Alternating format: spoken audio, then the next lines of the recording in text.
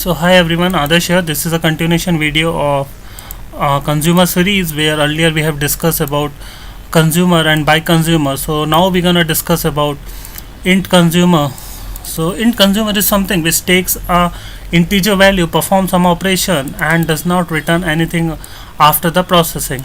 So we have int consumer in java.util.function.int consumer package, and just to demonstrate this concept, I have just done some piece of code which can by which we can understand the thing.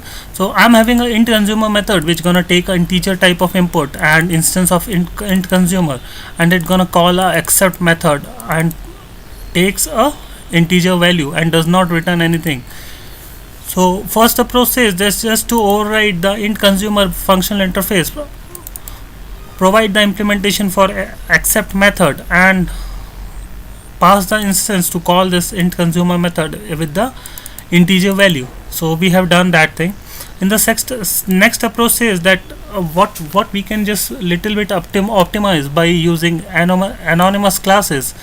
So it's the same way of this approach is before JDK 8, when we don't have the feature of lambda in our JDK. So that time we can just little bit optimize with the anonymous classes, override the method, abstract method, and then provide the implementation and pass that complete method as an argument.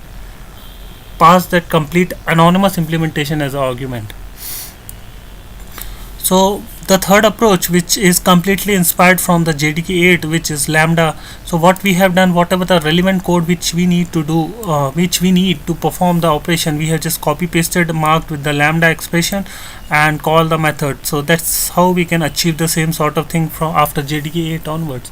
The fifth approach says that what we can do, we can just remove this data type, we can remove this curly braces, we can remove the semicolon, and we can do the processing here.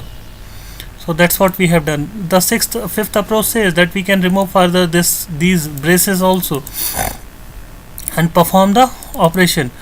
But if in the sixth approach, what we have done, we have just passed the method as an argument, SOP method as an argument, we are not performing any operations.